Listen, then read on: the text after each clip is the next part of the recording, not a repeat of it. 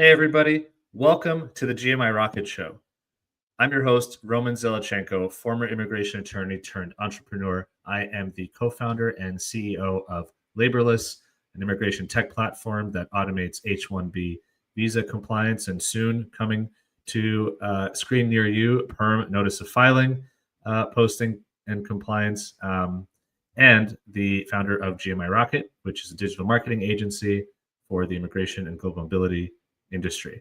Today's episode number 140. It is also the last episode of the 2025 calendar year. A beautiful round number, and I'm super excited.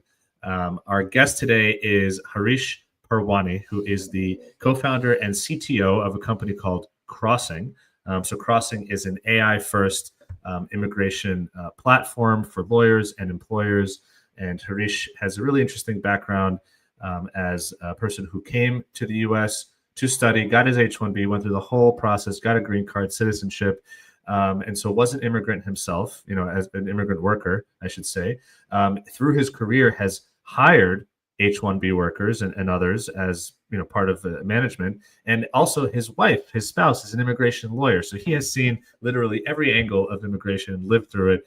And so, he has taken his technology skills and experience to build this company Crossing. So we are going to dive into his story, which I'm really excited about. Before we do, I want to give a quick thank you to the main sponsor of this episode, 8 a.m. DocketWise. So DocketWise is an immigration tech company. They do end-to-end case management.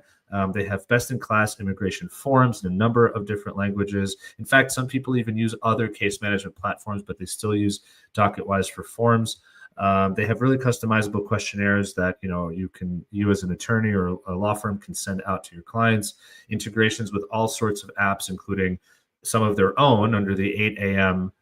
Family. My company, Laborless, has an integration with DocketWise. So many others. They have great customer service. DocketWise. One of the things I really like about them as well is that they support a lot of the industry through content. So they have ebook, they have blogs that are really helpful. They have a podcast, which I've been on before. And of course, they support this show and other efforts by the industry. So check them out if you are an immigration law firm or an in-house team and you're looking for or interested in an immigration case management platform, or frankly, if you're already a user and you want to re-engage and learn about other features that they have, check them out at 8 a.m. So it's the number 8am.com/DocketWise and tell them you heard about them on the GMI Rocket Show. So without further ado, Harish, thank you so much for being here. I really appreciate it. I'm super excited to hear your story, which is a really amazing one, and hear how all of your experiences culminated into building what is now Crossing. Awesome. Thank you, Roman, for having me on the show. 140 episodes. That's quite an achievement. I know. Happy to be your finale guest for what's been a very, very interesting year in the world of immigration. Yeah, it's been a tough year. It's been a roller coaster of a year. From an immigrant perspective, it's been tough really all around. I kind of am used to, or I think many people are used to, the humanitarian and the border and all that being a political football and hearing about it on the news.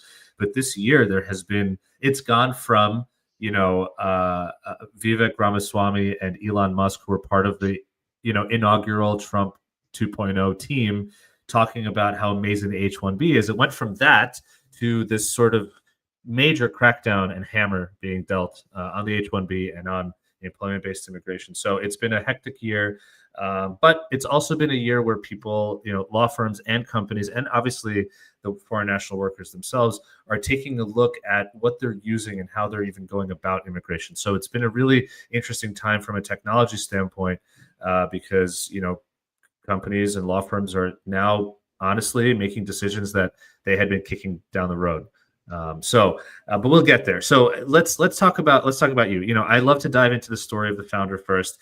You came, well, actually, before we even talk about you coming to the U.S., you were born in India. You grew up in India. Tell me a little bit about that. I know you obviously ended up going into technology, and you got your bachelor's there, and you got your master's at NYU here in the U.S. Talk a little bit about what was it like? Who was Harish as a kid? I mean, were you tinkering with machinery and robotics? Were you hustling and selling, candy or fixing bicycles? Like, what were you like as a kid there? Absolutely. Thanks, Roman. So, growing up in Mumbai, which is a hustling, bustling city of tens of millions of people, it was a very interesting time growing up because there was a lot of competition. Like even into even trying to get into a really average college was um, not easy, just because you're competing against tens of thousands of people trying to do the same thing. So a very interesting childhood. You learn a lot by being on the streets. So you really are forced to be street smart in Mhm. terms of how you do things, how you get stuff done, how you compete, how you stay ahead. But I would say I think the biggest change, even before sort of moving to the US, was the fact that I spent a year in Denmark as an exchange student. Mm. So through an organization called Rotary International. In this, I'm aging myself here. This was in 96, 97. Mhm. When I was 18, I spent a year in Denmark as a cultural exchange student. So spent a year there staying with local Danish families in their homes, three different families for a period of 3 to 4 months each. And then I came back to India and continued my college education. So that, I would say, is probably the defining moment for me sort of growing up. The exposure of being in a country by yourself for a full year in a culture that is very, very different from yours. If you look at the spectrum of cultures, Denmark is way, way, way progressive. And India, till recent, had been fairly conservative in terms of ideology, mindset, etc. So just an absolute shift there. But I would say probably the best year of my life. Spent a year there, got to meet people from every part of the world. Every part of the world. Came back to Mumbai. So the city used to be called Bombay back in the Mhm. days till I moved here to the US, and then it's been rebranded to Mumbai. So I'm going to be politically correct and call it Mumbai. There we go. Um, but yeah, growing up there was fun. A small family. My parents and my elder brother made up my family. Uh, as much as I love to travel, I knew my experiences within educational institutions, so be it my school or college, were only one part of me growing up. So I was very active with the Rotaract Club there, which was the student body of the Rotary International. I did a lot of work outside college. I also started playing a lot of chess tournaments and was the under 18 chess champion for my city. Nice. A fact that I don't, a lot of my friends even don't know about because I don't talk a lot about it. I did see that you were the captain of your chess team also at the University of Mumbai. Tell me about that. I mean, how did you get into chess? Was it, were you introduced to it by your parents? I mean, how did you get into that, and kind of what did you love about it? I'm assuming you had been playing this since you were a small kid. So funnily, I actually was not. I only Huh? got introduced to chess when I was in college. So I think I was Wow. about, or maybe like a couple of years before college. Okay. I was 15, 16, so high school. We had a family friend who was staying with us, and we just started playing chess as a hobby, and I found the intellectual battle on the board very challenging. Mm. It's challenging in terms of like, hey, pushing me, to like be creative and use my mind in ways that I hadn't had a chance to. So really, that's where it started, and it quickly expanded me, to me being, loving it, picking up a few books. Back in the days, we did not have the benefits of having everything online and Hmm. playing online. So a lot of it was just learning by talking to people, playing in tournaments, etc. Wow. But it was a fantastic journey. I loved it. There was even a point of time where I was like, "Hey, should I do this full time, build a career out of it?" But Hmm. unlike other sports, chess doesn't have a lot of money in it, so there was we knew it was not going to be a lucrative career unless you were in the top 20 of the world. Well, since the Netflix show Queen's Gambit, I think it's become a little bit more mainstream and more. Great show, by the way. I don't know if you watched it. I did. I love it, and Yeah. my son has of late also taken to chess by himself. So Mm. I'm really happy to like help him grow and progress in it. That's very cool. What do you think, just because we're on the topic, I mean, my dad played in the Soviet Union, obviously chess was also and Yeah. checkers was very big. So my dad he was kind of a junior sort of champion in checkers. And I think in chess, he was quite competitive as well. So, and it's funny, he tried to, I don't think he ever forced me. Maybe I just don't remember, but I don't believe he ever forced me, but he did try to push it on me. I mean, I think he wanted to play with me, right? I mean, why not? It's a game or a sport, however you want to have, what do you call it? A sport or a game, or how do you call it? I think that's a big debate out there. People Okay. who love and play it will call it a sport. People who Yeah. don't see the physical aspect of it will call it a game. Sure. So there's a Okay. big debate about it. Fair enough. We won't get into that here. But he, it makes sense that he would want to participate in that with me. And I just, maybe I don't know why, but I never took to it. But I know that it is such a beneficial kind of activity to flex your mind through. And then there's so many lessons that you can pull from it. So I'm curious. I mean, you obviously, I mean, you didn't continue it as a career, but you played it quite competitively, and both in college and before that. Did you actively already think about, okay, I won't do this professionally, but I know this will benefit me in the future with work, with life, et cetera? Did you think about that in the early days? I wouldn't say I actively thought about it. Mm. There were lessons from chess and lessons from life into chess that I always found fascinating, right? With any sport, obviously, and chess as well. When when you are down, I think that's when the best comes out from you, Mm. and that's really where the grit and determination determines who you are. And I think that's very relevant in life today also. In life, in career, it doesn't matter where in sport. When you're down, how you come back from it, it's really what matters. And I think that's a lesson that chess definitely taught me early on. You're going to be down in situations, you're going to make mistakes. It's how you recover from them, how you come back from them, how you train yourself to forget about them. So you start Mm. with a blank slate the Hmm. next day, the next minute. And I think those lessons still stay with me. Hmm. We all go through stuff on a daily basis, and it's when you've had a loss. Let's talk about a particular loss, right? Yes, you want to learn your lessons from it, and it's important that you learn your lessons from it, but you also go with the mindset that, hey, okay, this is great, this was more of a learning experience that rather than a loss. And I think that's really stayed with me through my career. Like, anything that's been negative, I'm like, okay, this is a learning experience. There's probably a reason for it. There's so I'm not super religious, but I believe there's higher powers that are trying to teach you lessons, and I think that's always the learning for me. There's a lesson in everything that you're doing. Hmm. It doesn't matter if it succeeds or if it fails, Yeah. and you need to have your learnings from it, and that's going to make you a stronger player, person, father, husband, human being, name it. Business owner, it's as well.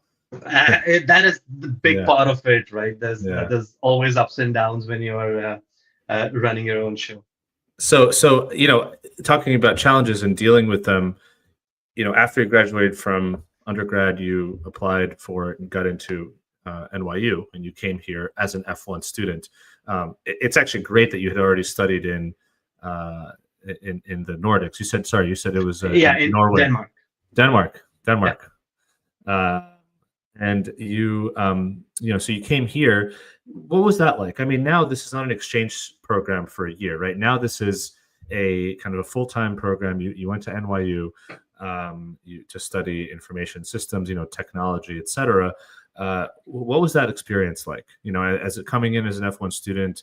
And by the way, did you think to yourself, okay, this is where I'm going to make my life? Or did you think to yourself, come here, get a degree, go back home and kind of use it there? Yeah. So honestly, I don't really think I thought it through. I was 21, 22 when I came Yeah. here, still early career.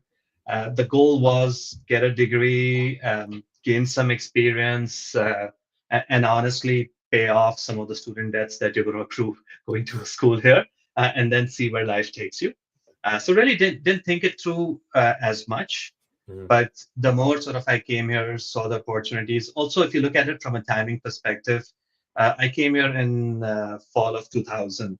If you remember, that's when the dot-com boom was just at its top and just about bursting.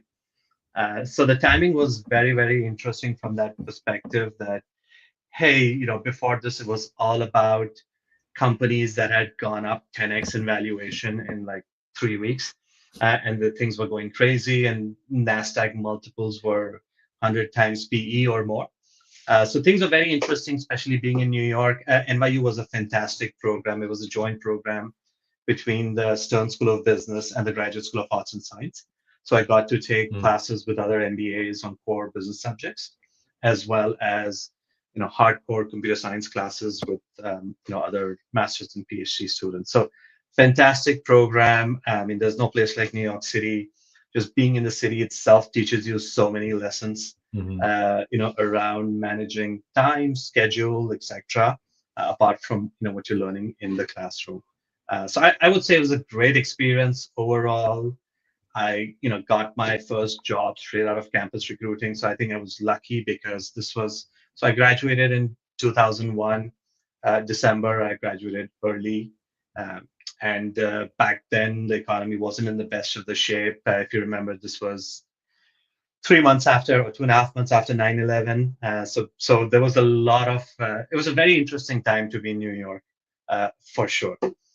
But all said and done, the opportunities came in, just being at the right place at the right time, being open-minded about things, having the right conversations with people, really open a lot of doors for you. And I still tell that to everybody who I meet, right? Just go in with an open mind, have a conversation, talk to somebody. You never know what will come out of it. Yeah. It was I mean, I was younger. I was in middle school at the time, but obviously New York, the country took a hit economically. The bubble had just burst, and then, I mean, New York was devastated, obviously, by 9/11. And it's just, I'm sitting here thinking about, gosh, how do you just, show up to work or go back to campus recruiting a month later, 2 months later? It's challenging, but everything kind of eventually fades in, and we get used to it, and we sort of deal with the reality that we have. But we also, life has to go on. Any place that is at war or has had anything, I mean, that kind of attack doesn't really exist, frankly, anywhere for the most part. But in any case, so it's great. So you got a job. You despite everything going on, which is, frankly, it's amazing, because a lot of people were out of work. I mean, after the crash and after the terror attacks, it was a difficult time for people, but technology was still booming. It was still growing despite the dot-com bubble. And so you got a job. And was that in New York, or, because I know you eventually ended up in Boston, you got a job in New York? Yeah, it was in New York. I was working for an investment bank called Credit Suisse, which doesn't exist anymore. They merged with UBS, but Right. Worked with Credit Suisse for almost 10 years in 2 separate stints. So, within the technology team, but supporting their risk management system. So always had the technology bent, but also was always curious about the finance side of things, the business side of things. I also spent a couple of years doing equity research for Jefferies on software companies, because I wanted to see sort of how can I stretch myself, extend myself, learn more the business side of things, etc. So I spent, I would say, about 15 more years in New York, working for these 2 companies for the most time. And then we moved to Boston, the Boston area, Massachusetts, generally in 2016. So after having spent about 16 years in the New York metro area. All right. So you got your New York rubber stamp. You got your New York check mark. I did, and I often joke that even though here in Boston I'm only about 20 miles away from the ocean, I joke that this is the furthest away I've lived from the ocean my entire life, because New York is right by the harbor. Growing up in Mumbai, I was about 1 kilometer away from the ocean. So obviously I joke about this, but yeah, I definitely miss being by the water. Let me ask you, did you ever go to the beach here? You went to Rockaway Beach or Long Island or anything? Not so much the New York beaches, but more the Jersey Shore. Jersey Shore. Gotcha. Yeah. Yeah. I'm a Queens kid, so I go to Far Rockaway. Here you go. Sometimes out to Long Island. Okay, so meantime, you graduated as an F1 student, right? You got this job at Credit Suisse, and I know you said you then worked at Jefferies. You went back to Credit Suisse, but in any case, F1 OPT, and then you applied for your H-1B visa. They applied for you, and what was it like? I mean, I know it was vastly different then versus what it is now, but this is the F1 process. I've never been an F1 student, but my understanding is it's not as challenging in the sense that the school supports you. You're obviously there as a student. It is less of a kind of headache than applying for a work visa, especially now. What do you remember about now transferring to having this sort of pressure of getting an H-1B visa, et cetera? This was after the cap, because in the early 2000s, the H-1B cap was very high, and it wasn't met, and you could basically apply throughout the year. But at some point, it went down to the 65,000 plus 20. So what was that experience like for you as somebody who'd been here now for a number of years on an F1 visa? Yeah, honestly, I think it was way less stressful back in the days. So the way it worked back then, and it's very similar even today, is if you shift employers, your process has to restart. So I did shift employers a little bit in that meantime, and both your H1 process as well as your green card process restarts when you shift employers. So back in my days, as you said, yes, the F1 part was very easy. The school sponsors you or helps you with the documentation. You get OPT, which is optional practical training. So you're allowed to work on a certain time period on your F1. So that's what I started doing when I was with Credit Suisse. I started working with them on the F1 OPT, and then they sponsored for my H1. And then when I switch employers, obviously the process restarts. So that's where that's the part that's extremely stressful in today's day and times because of the visa numbers. So back in the days, we didn't have those restrictions. I think those numbers, the cap was still there, but there weren't as many applicants. So you could apply late in the year at most times of the year, and you would still make it in. So it was fairly easy to do that. And so honestly, I joke about this, but during those times is when I got married. My wife came here. She went to Fordham Law, got her LLM, sat for the bar, and she got into immigration. And the joke was all my immigration stuff with my company's immigration lawyers. I would just ask them, hey, do you mind speaking to my wife? She knows a lot about this. And I would just connect them and I'll get out of the scene. So I would say in a lot of ways, while I've gone through it, I was fortunate that I had help on a lot of sides with it. But it was definitely way less stressful. And, I honestly care about the opportunities more.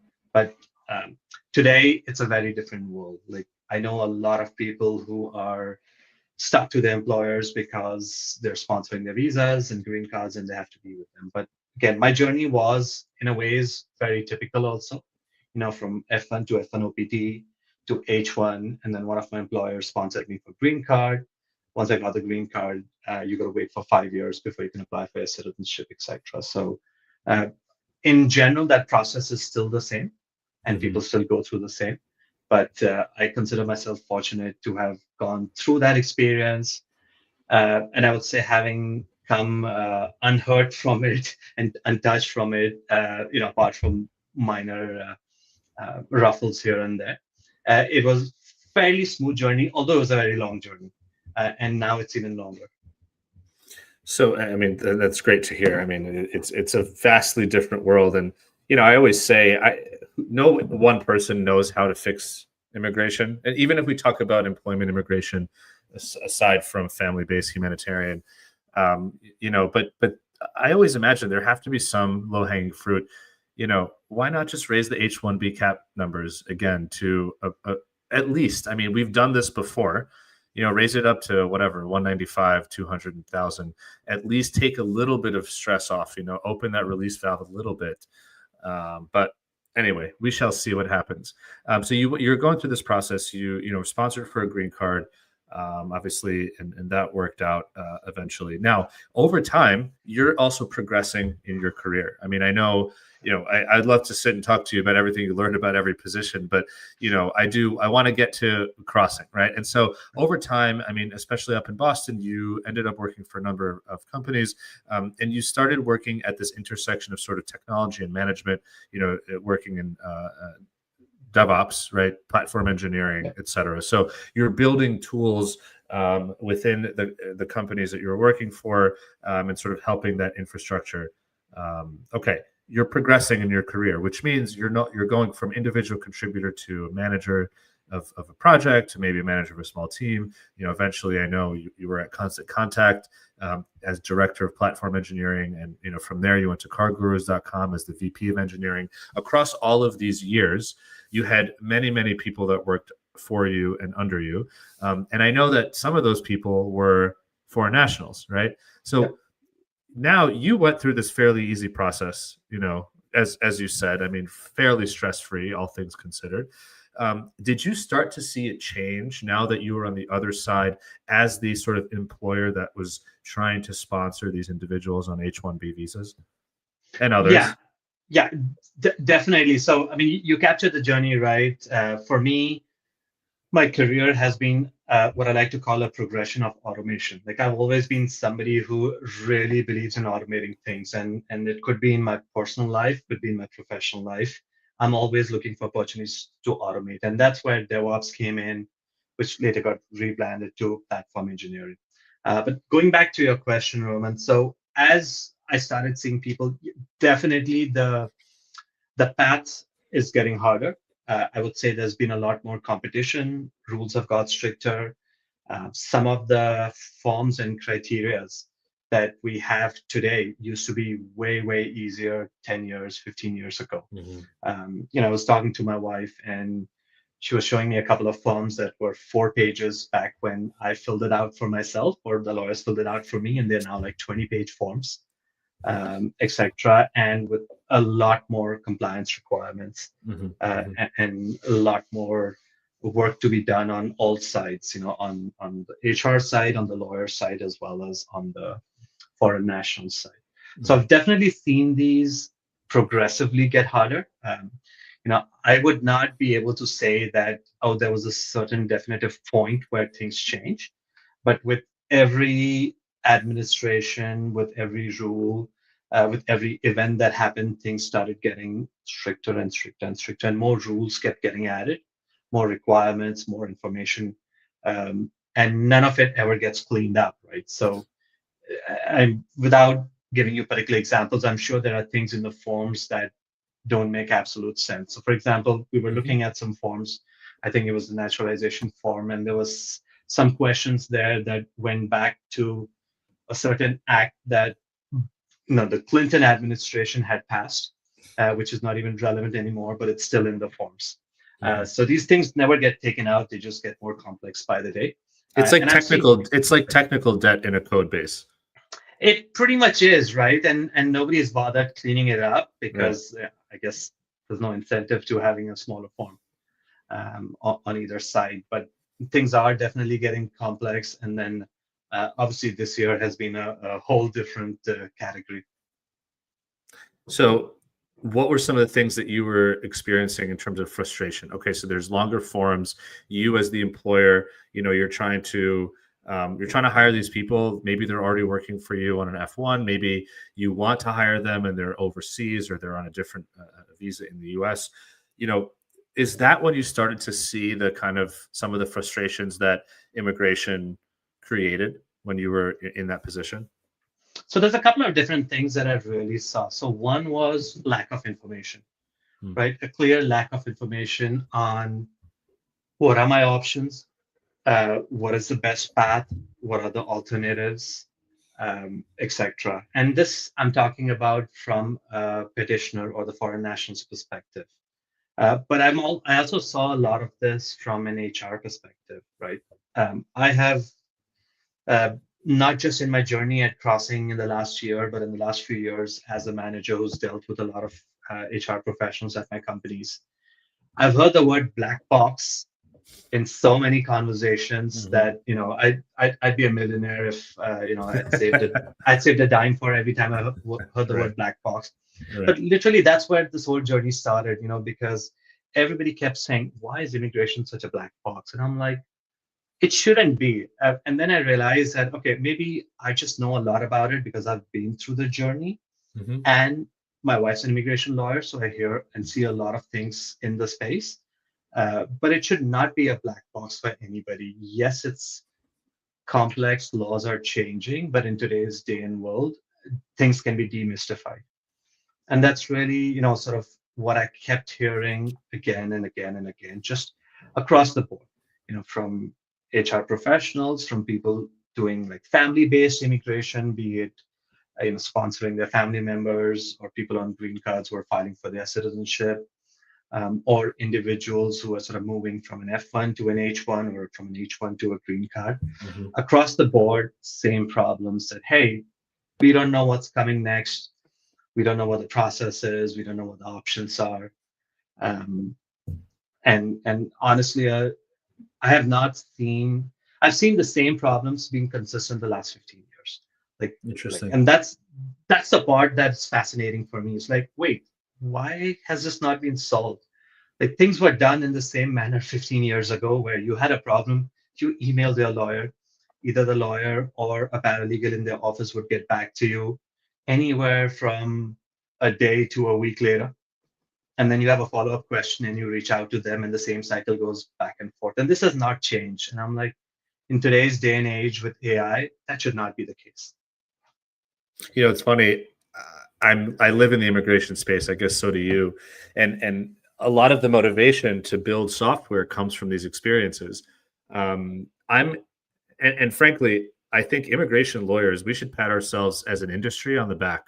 Really, I mean, the amount of innovation that is in the immigration space, the amount of uh, people who are interested in putting their time and energy into building something for immigration is it's inspiring sometimes. And honestly, it's not the biggest market. I mean, it's not. But people still want to be here and they want to make immigration better and more accessible and all that. And I love that. And I love to, I mean, that's how I have 140 episodes, right? I mean, really, it's truly amazing.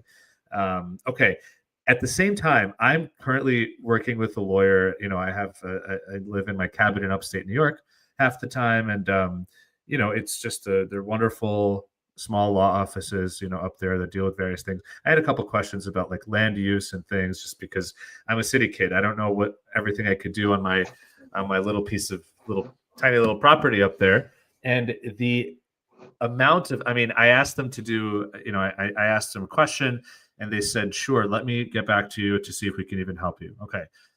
A day and a half later, I got an email back and it was a pretty detailed email. And they said, look, we think that you can probably do this on your own. Here's what I would look at. No need for a consultation. I said, and it was strange because I asked them for help and I said, okay, well, it sounds like I can do it on my own, but what if I want to pay you to do it for me because you know this better than I do, even if I can look up the town ordinances? And they said sure. So first case, they pushed me off. I mean, I don't know, maybe they don't need the business, but I said I had to convince them to let me pay them to help me. Okay. And they said, great, we would love to help you. I said, wonderful. Please sign the intake form below and put in your credit card information in the registration form below. And by the way, these were attachments in the PDF. I opened them and they're just scanned pieces of paper. It's not even a PDF that was typed. It was a scan. And I said to them, and I'm very conscious not to be the big city guy, telling them what to do. But I said, guys, I'm not comfortable putting my credit card information into a document.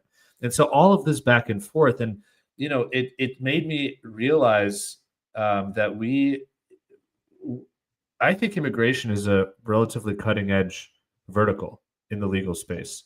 I think a lot of technology starts here, and maybe expands into other practices of law, areas of law. I mean, but I just wanted to touch on that point because and by the way, I think that part of it is that so many immigrants who are the founders of these companies or people who have dealt with immigration happen to also be very driven and very well educated, or at least intelligent individuals. And so this sort of confluence of positive attributes and frustration on top of that leads to building products. So just wanted to share that story, that I start to think to myself, who's still doing it? There's no way there are lawyers that are still sending scanned pieces of paper for me to fill out and send back to them.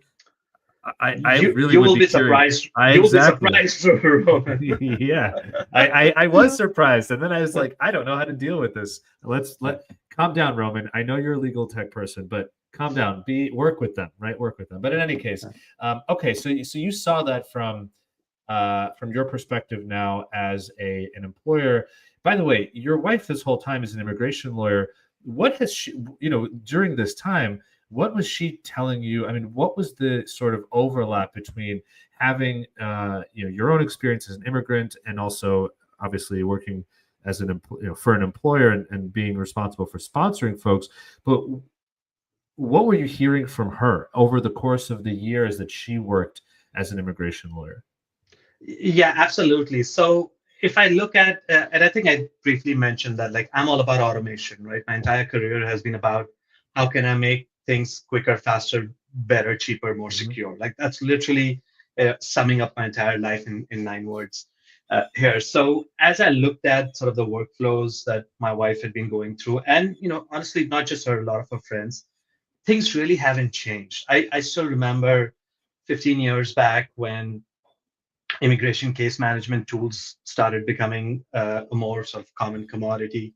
It was still the same thing. Yeah, you send a questionnaire, you get back information, you get back documents, then somebody in the lawyer's office, so if it's a solo practice, yes, the lawyer itself will go through it. If they have paralegals, the paralegal will go through the information, make sure everything's right, look at the uploaded documents, see if they're missing something, if they need anything else. Then you shoot an email back to the customer and say, hey, by the way, yeah, this looks good, but we still need A, B, C, D, and E. And then wait for X amount of time, say a week later, the customer sends back 3 out of those 5 documents you've asked for. And then again, somebody at the law firm goes through all this, makes sure, yeah, they're like, oh yeah, okay, we have this, this, this. We still need these 2 things. And they email back the customer. And then just back and forth happens a few times. And that's really, what I've seen has not really changed. So when honestly ChatGPT first came out in its current avatar with GPT 3.0, I think it's almost like 2 years now. That's when sort of we saw the opportunity. I'm like, wait, we don't need this back and forth anymore, right? Why, as a customer, should I have to upload documents, wait for somebody to look at it and give me feedback a week later? And then I send them something. So like there's time wasted on both sides, from the customer side as well as from the lawyer side. And really, that's where, having been in both those shoes, I was like, wait, we have to solve this problem holistically. We have to solve it for the customer. Now, this customer could be HR professionals at larger companies who are sponsoring, or they could be individuals who are doing citizenship or family-based green card applications or asylum applications, whatever the case might be. So we got to solve it holistically for the customer as well as the lawyer, but you can't solve a problem on either sides. So that's really where the idea came in, and be like, okay, no, I think we have visibility into all sides here, and we can fix this problem holistically for the industry, right? So the moment you upload your documents, you should be able to get real-time feedback saying, hey, great, you've uploaded these 4 things. We need these 3 other pieces of information. Once you upload these, you've got most of the stuff that you've done. And so no need for manual questionnaires to come in, because I would say 80% of the information you type in the questionnaires is in some supporting document that you're already submitting. So that's really where me and my co-founder started, talking about crossing, and we're like, hey, we can really honestly cross paths between the client and the lawyer and simplify lives for both of them. So it's not just about crossing as in your immigration journey, crossing into another country, but this is also about crossing paths and simplifying things for both sides of the spectrum here. And that's really what. Sorry, go ahead. Go ahead. Yeah, so that's really where the ideas came in, and we're like, no, we got to solve this holistically. Yes, how we going to sell this and who's going to use what part, we will figure out. And this Sure. is, I'm taking back about a year when we started the journey, but we got to solve the problem holistically. And honestly, that's really what I feel super proud of. We're like, hey, we're not just helping the lawyers automate the entire platform for them, but we're helping their customers automate their lives. So it's time saved on both sides, so that there's this back and forth is not there. You have a lot of information available immediately, and there is this no black box syndrome. So one of the things that I'm So really but proud. Sorry, go before we ahead. jump, yeah, no, it's okay. Before we jump into that, because I think this is a really important a moment. You've had this discussion with your, first of all, who is your co-founder? Because you just threw that in there, but who who is the person that you kind of, had you been working with them? Yeah. So there's somebody who's also very technical, so they're sort of helping me really build out the platform. They're a little behind the scenes, so I'm not going to throw out names here, but Okay. he is an expert in all things technology, in using AI the best way and building a secure platform. And so he's been sort of a little behind the scenes, and he likes to stay behind the scenes. So I'm Got going it. to keep it that way. Gotcha. So you are the CTO and the CEO, I suppose. I'm wearing multiple hats. I like to. Gotcha. The technologist in me is still the predominant force here. So but yeah, it's once you're a founder, no other titles matter, right? That's Or right. a That's right. co-founder. So, before we jump into sort of what Crossing does and who it helps, I just want to take a quick pause. I just want to give a quick thank you to the second sponsor of the show, Lawfully. And so, Lawfully actually started as a mobile app to help individuals and families track their own immigration cases. So, solving a problem for the sort of end client, if you will, the individuals who are immigrating. And they've actually helped over 2.5 million people track over 6 million cases. And I give those stats as of a couple of months ago when they came on as a sponsor of the show. I suspect that those numbers are quite higher now. But in any case, last year in 2024, the Lawfully team saw that there were some users that were tracking hundreds of cases or even thousands, and they started looking at the data and they realized that those individuals were actually professionals, so lawyers, law firm employees who were using Lawfully to track cases. And so that ended up turning into Lawfully Pro, which is a part of Lawfully that helps immigration law firms, in-house mobility teams, and nonprofits and other organizations, stay on top of cases for their clients or their employees across USCIS, NVC, DOL, EOIR, and address case status questions. Use the data that they have across all of these cases to see what processing times might be, et cetera. So it's a great tool. There are well over 100 organizations that use Lawfully Pro today. So just for any immigration lawyers or corporate, teams, global mobility teams that want to learn more about case tracking, and now actually Lawfully has a really cool data and intelligence product. Check them out. The website is lawfully.com, LAWFULLY.com. So thank you to Lawfully for being a sponsor of this episode.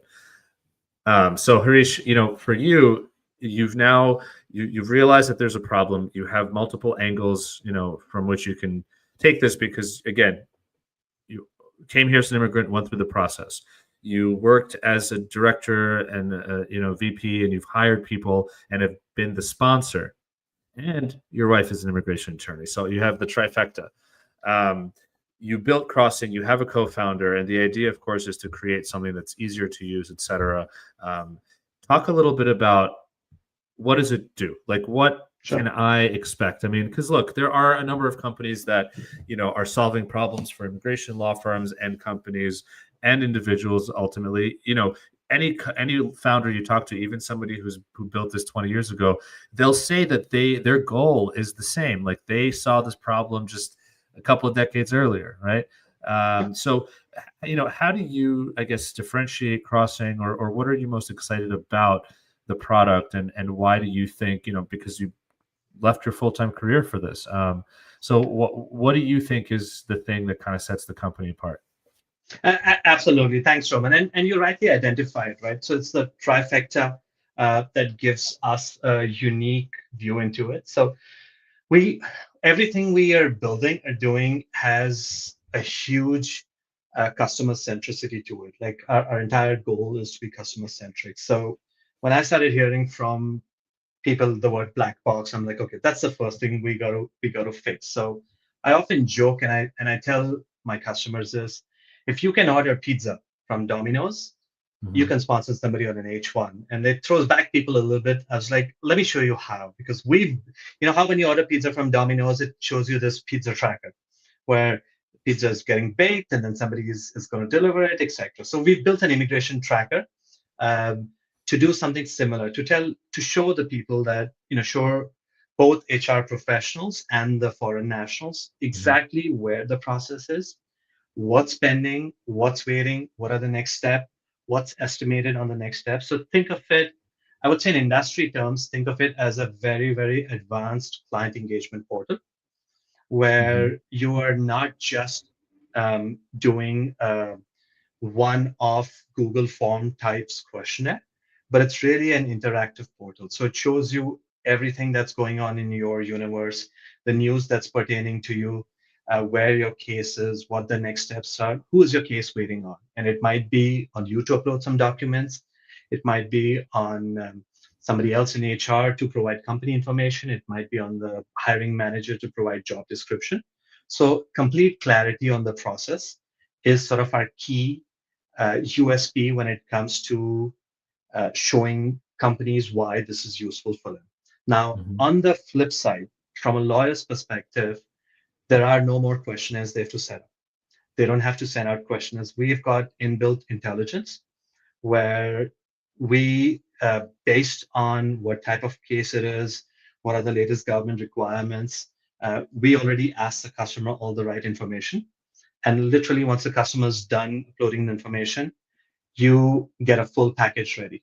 So you don't have just forms ready. You've got the entire package ready. And obviously, in something like an H1, which has multiple steps and there's an LCA, etc., in the middle, there's automation built on that. We do, for example, automatic wage determination. So the moment an employer has uploaded the documents that they need to upload, we will extract the job description. We will match it to the right ONET code.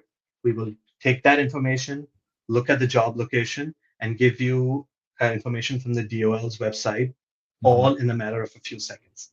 So in a few seconds, we've done all that work that would take weeks and a lot of back and forth. So the employer can now look at, is this tier 1, tier 2 wage, tier 3, tier 4, and decide accordingly. And this is going to get even more important with the new H1 lottery system that's being implemented for next year. So on the lawyer side, when they receive all this information, they're not just getting documents, they're getting a full report on what was uploaded, what's missing, and literally they're getting the full package ready for them. So cover letter, G28 forms, all the actual forms, all the supporting documents. And we are running this entire package through specific AI agents we've built, which tell you if there's anything missing. So for example, well, say you filled out a form with the wrong payment because the government fees has just changed. This will flag it right away. So the chances of a package getting rejected are drastically reduced with our tool. Say the employer missed a signature on one particular page and you didn't happen to notice it. Our AI agents are checking for all those things behind the scenes. So the chances of package rejection, RFEs are drastically reduced with us. And it's really simplifying the work. So, think of it as, if you have, you don't need paralegals or fewer paralegals to do the same amount of work that you were doing in the past, because now Crossing is doing all that for you. We're also working on a couple of advanced email-based automation where you can just email the Crossing agent to do things for you. It will do it in the background and come back to you because, as we know, lawyers don't like changing their workflow. So they like email and they want to stick to email, and we'll support that also. But the core is behind the scenes, we've got multiple AI agents that check every single document that was uploaded and give you real-time feedback. So if you uploaded a document that's not very legible, you will know in 10 seconds, hey, this document is not legible. Or if by mistake you uploaded the passport of your brother instead of your own passport in a rush, it'll tell you right away. So you're just cutting the time on both sides. And we believe creating application packages, the time it takes to create application packages can be shrunk by about 90%. We think you can actually get complete packages done in hours instead of weeks. Where does, a big question, I mean, it's a lot, and there's a lot that immigration lawyers can take out of, thinking about how you are presenting it.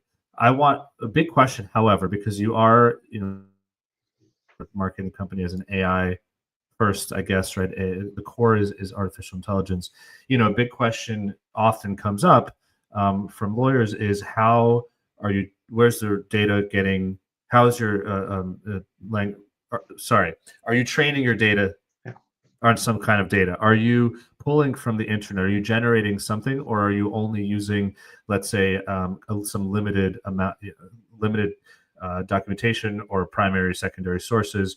What are the kind of levers that users can pull, temperature wise, for example, in terms of what's being generated on a cover sheet?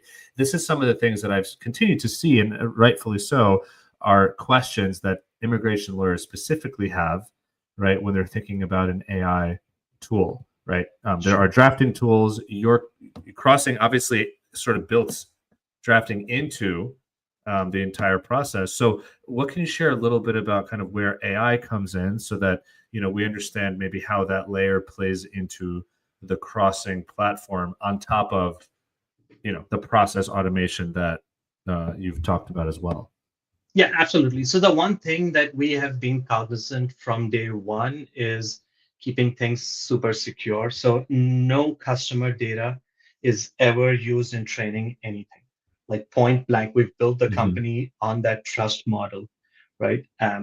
Every single AI automation that's done uses closed proprietary systems that we've incorporated.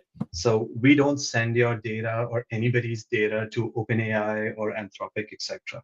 Because as much as they say they don't use the training data, there have been cases where they've had to retain all the data that comes in because of lawsuits and other things. So everything we do is in our enclosed system with nothing going out. So that, and that's really been the core of what we're building. Like, we're not using your data for anything, and we guarantee your data is not going out anywhere. It could be something as simple as a cover letter, or it could be something way more complex about the full package, or how you are, for example, presenting an O1 application, which has a lot more nuances to it. So everything's in our systems, everything's secure. Everything's encrypted both at rest and in transit. So it's bank grade security around everything. But on the AI side, what we do is we look at specific models and we host the models in our own infrastructure so that nothing goes out. So we have strict controls on what's going out into the wider world, because we've already seen some data leaks in the AI space, and I think this is only the beginning. There's going to be a lot more. So, our customers' data, our client data is the most important thing to us, and we don't compromise on that. So who would your target audience be? I mean, where people are listening to this podcast, this interview, they're learning more about you, about Crossing. You obviously, as you mentioned, I like how you said finance level kind of encryption. I mean, you come from the finance world. My CTO actually as well for Laborless comes from the finance world. He's built incredibly sophisticated, platforms at investment banks and other financial institutions that hold millions of data points, some of the most, I guess, secure data. And so I like that you brought that up. Who are you selling to, right? I mean, who should be what is the profile that should go in and check out Crossing to see if maybe it could work for them, maybe it could supplement what they're already using, et cetera? Yeah, so we're targeting both immigration lawyers who are working independently, as well as Mhm. lawyers who are working in-house for companies. If your goal is to reduce the amount of time it takes to create applications to provide support to your customers, if your goal is to increase the accuracy of your packages, get fewer rejections, get fewer RFEs, you should be looking at Crossing. And we're building a lot of automation on a very fast basis here. Our goal being not just the application side, but also the information side. So a lot of lawyers spend a lot of time answering emails from customers on basic questions. It could be case statuses. It could be, hey, what does today's proclamation of the government is going to pause on diversity visas mean for me, for example, right? And there's so much news coming out. And we really want to save time for attorneys so that they can focus on more value-added things. So that's really our goal here.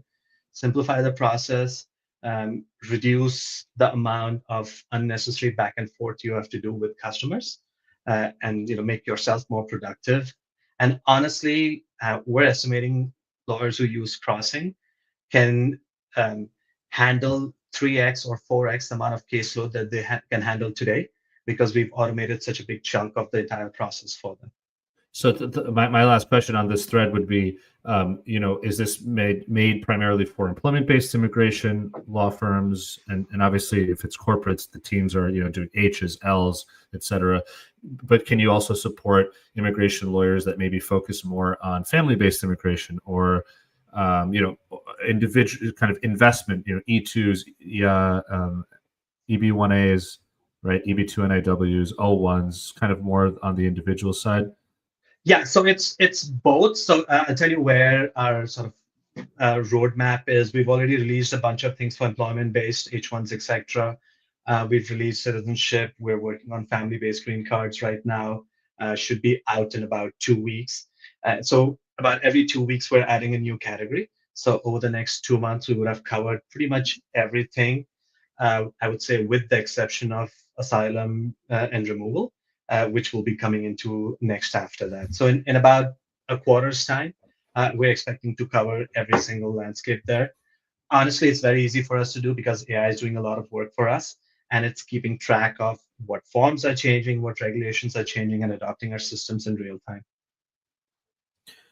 Okay, before we jump to finish up, I do have a couple comments here. We have a LinkedIn user who said, "Hooray for reducing admin work for all stakeholders," which is huge. I mean, the idea here is that it's not just for the law firm or for the in-house; it's for everybody, and of course the individual. And then we have Oksana here on LinkedIn that says, "Really pointed out AI-driven quality assurance is great and helpful," and I think that is a good point. If you think about quality assurance with sort of more traditional immigration technology, a lot of it was logic within fields. So if you input certain data into a field, it might flag it as incorrect or whatnot. Now you have more sophisticated QA using artificial intelligence. So Oksana, it's a really great point, and maybe for you, maybe that's something to look. That's something that caught Oksana's attention. Hey, maybe that's a marketing you can do.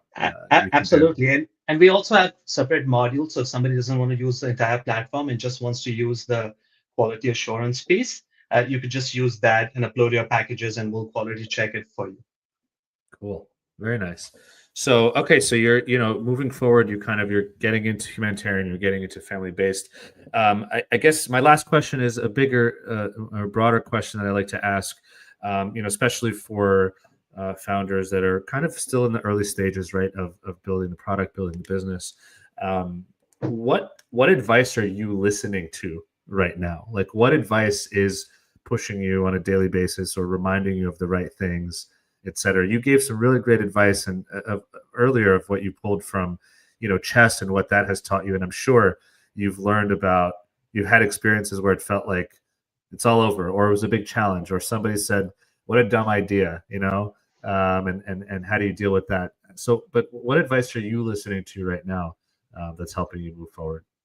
Yeah, absolutely. So I would say the one of the key things that I've learned and I still continue to learn is I'm getting a lot of great advice from mentors, and I'm honored to have an advisory board that has been fantastic, has a lot of experience. But what I'm realizing is you have to still go through the journey yourself, right? And the quicker and sooner you learn, the better it is for both you, your company, folks around you. So yes, you're going to get good advice from people, but to be able to fully understand and adopt it, you have to go through the journey and go through those troughs and downsides and losses and mistakes yourself. But the key part is now, because somebody has mentioned it to you, you'll bounce back very quickly saying, oh, listen, I'm not the only one who's going through this. So Right. I find it fantastic talking to other founders, co-founders, to others in the industry. And a lot of times it's like, oh yeah, I've been through that. And when you see where they've come in, and you're like, okay, you know what? Like, this is not the end of the world. Like, this is a small bump in the journey. And it's very cliched, and they said the road to success is not linear. And we all hear and read about it, but it actually, like, you have to go through those bumps. Otherwise, you're not going to learn from those, and you're not going to become a hardened and seasoned founder to be able to like get to the top, right? I love it. Yeah, it's great advice. Especially early days. I've felt myself becoming more hardened. I take no's much differently now than I did 2 years ago, certainly 5 years ago, 6 years ago. I used to take it actually very personally. I mean, it would really, my emotions throughout the day would fluctuate tremendously. I mean, I get off a call. It's not even about getting new business. It's about you get off a call where you tell someone about Laborless and they said, oh, what a great idea. You feel on top of the world. And then I talked to another lawyer that says, well, why would I ever use technology for this? And I feel, well, what the heck did I leave my career for? All in one day. Yeah. So it's you're right. I mean, over time you learn that, and talking to other people, you learn that as well. Harish, where can people contact you? Where can people find you? And I guess lastly, what is the website for Crossing if people want to learn more about the product? Sure. Crossinglegal.ai. My email is harish@crossinglegal.ai. I'm on LinkedIn, Crossing Legal. So just reach out, whatever works for you folks. Happy to show demos, talk about the product, talk about collaborations. We really believe in solving the problem for the industry, and there's various ways to do it. So we're open to all those suggestions. And you can see Crossing is the brand we go with, but the full name is Crossing Legal. Awesome. Harish, thank you so much. This is a great conversation. Really love to learn about what you're building. There's so many great tools nowadays that are AI based that are trying to solve immigration. And what I really love to try to do is pull out like what are the small differences between these tools, because that could be the thing that somebody who's listening might say, "Oh, I need that," or "I really want to try that." And so the more options people have, the better the industry will be, and the better the products will be, because it pushes all of us right to build and to grow. So thank you for being here. Thank you for joining me on the show. And as always, I wish you the best of luck. I'm excited to follow you and follow Crossing, and hopefully we'll have you back on the show at some point in the future. Thank you, Roman. Appreciate it. It's been a pleasure. Love talking to you about the whole journey, and yeah, would love to come back and show you progress and update you at some point. Awesome. Thank you. Last episode of the year. Thank you everybody so much for tuning in. Thank you so much for folks who have been commenting. Of course, I do want to give a major thank you to 8 a.m. DocketWise again for being the main sponsor of this episode. So DocketWise again is an end-to-end immigration case management platform that have immigration forms. I mean, and it's hard, by the way, to keep up with immigration forms. Changes happen all the time, and lawyers need to have those changes available to them, as quickly as possible. So they have an entire team that's focused on that. Questionnaires to send to their clients. So whether they're corporates or individuals, all immigration lawyers have something for them in DocketWise. Integrations with all sorts of tools, payment tools, calendar scheduling tools, you name it. Laborless, my company, right? And customer service. As I mentioned earlier, DocketWise also is great for supporting the industry. So they have a podcast, they have an ebook, they have a lot of different blogs about, many questions that pertain not to legal updates for immigration lawyers, but sort of to the practice, right? I mean, how do you switch your immigration vertical? Maybe you've been doing humanitarian. How do you get into business immigration? Things like that. They're really great blogs. And of course, thank them. I thank them for being a sponsor of this show. So check out DocketWise at 8am.com/DocketWise. Also, the link is in the show notes. Thank you, everybody, for watching, for tuning in. Again, this is the last episode of 2025. So I'm really excited for future episodes in the new year. I've got some great guests coming up. And obviously, if you know of any guests, because I can't know everybody, if you know of any guests building cool tech and other things in the immigration and global mobility industry, please let me know. DM me, send them my way. I want this show to be something that brings new ideas and new companies to our industry. So I sometimes lean on all of you to help with that. So with that, Happy New Year, happy holidays. Have a great weekend, everybody. Stay safe and peace out.